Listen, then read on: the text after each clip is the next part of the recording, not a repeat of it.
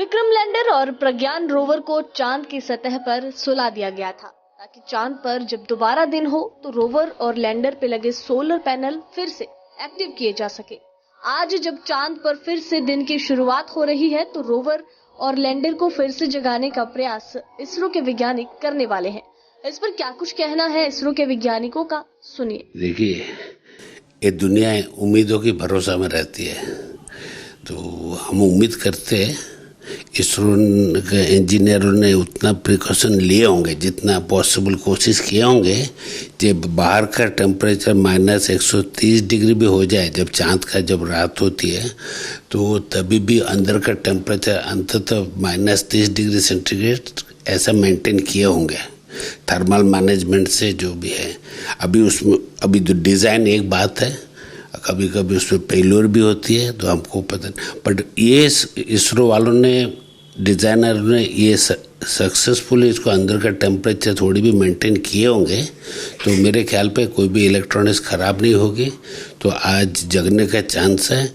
Already सुबह 6 बजे से उधर का इंडियन टाइम तकरीबन 5:30 यूटी से ये उधर दिन चालू हो गई, बट उधर भी जो सूरज उठता है करीबन 6 से 9 डिग्री एलिवेशन एंगल जब होगी तभी वो सोलर पैनल काम करेगी, सोलर पैनल बैटरी चार्ज करेगी, उसका बाद वो इंस्ट्रूमेंटेशन कम्युनिकेशन चालू हो सकेगी, सभी चीज़ सही सलामत जाती है। तो पहले हमारा प्लान था कि 22 सितंबर इवनिंग तक उसको रीएक्टिवेट करें, रोवर और लैंडर दोनों को, बट अभी कुछ कारणवश अभी हम कल करेंगे 23 सितंबर को।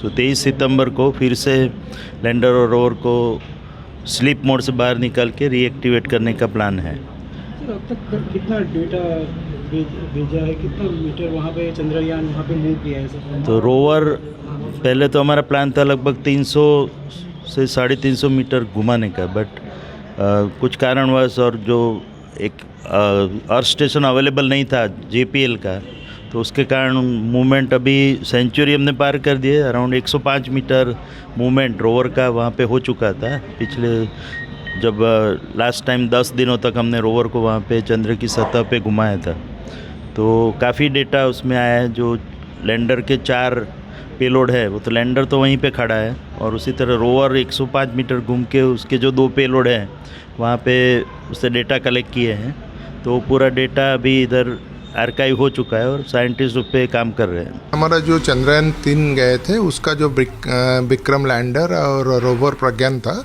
उसका लाइफ पीरियड 14 दिन था, तो 14 दिन के लिए इसको डिज़ाइन किया गया था। तो 14 दिन के बाद ये स्लीप मोड में चले गए थे, क्योंकि वहाँ पे अंधेरा हो जाते, नाइट टाइम में वहाँ पे टेम्परेचर बहुत कम हो जाते, -200 डिग्री सेंटीग्रेड से कम हो जाते।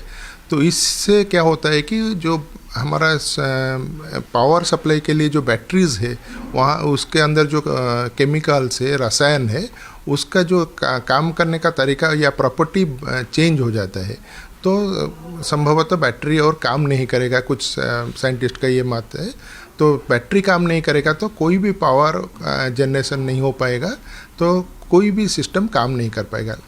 अगर ये टेम्परेचर को ऊपर जाके बैटरी काम करना शुरू करेगा, तो पहले ये सूर्य के किरण से चार्ज होगा। जब सूर्य 9 डिग्री ऊपर आ जाएगा, वो और कुछ घंटे में हो जाएगा, फिर चार्ज होने के बाद वहाँ से सिग्नल आएगा, कम्युनिकेशन होगा, धीरे धीरे एक के बाद एक इंस्ट्रूमेंट काम करने का उसको कोशिश किया जाएगा। देखिए, जो हमारा था 14 दिन काम करने के बाद, जब अंधेरे आने से पहले रोवर को घुमा के उसका जो सौर पैनल है, सोलर पैनल है, उसको हम ईस्ट ओर रख दिया है। तो इसको टिल्ट ऐसे रहा है कि जब 8-9 डिग्री ऊपर आ जाएगा सन, उसके बाद वो चार्जिंग होना शुरू होगा, और ये जो पोजीशन है वहाँ से फिर वो काम करना शुरू करेगा। और लैंडर जो पोजीशन में वहीं पे है, लैंडर का कुछ एक्सपेरिमेंट में किए थे हमने, कुछ हॉपिंग एक्सपेरिमेंट, तो लेकिन वो सुरक्षित उधर है। उसका भी जो पैनल है वो ईस्टर्न डायरेक्शन में है। जब सूर्य ऊपर आएगा फिर कुछ टेम्परेचर बढ़ेगा और फिर चार्जिंग होगा, उसके बाद कोशिश किया जाएगा कि वो काम करने के लिए। सक्सेस हो गया तो कितना बड़ा अचीवमेंट होगा भारत के लिए? देखिए, ये जो सक्सेस हो जाएगा तो ये भारत के लिए बहुत बड़ा अचीवमेंट होगा, क्योंकि भारत पहले ऐसे देश होगा जो साउथ पोल में 14 दिन स्लीप मोड के बाद फिर दोबारा कोई भी यान को एक्टिवेट किया और एक्टिवेट करने के बाद फिर उसको काम करने के शुरू किए हैं।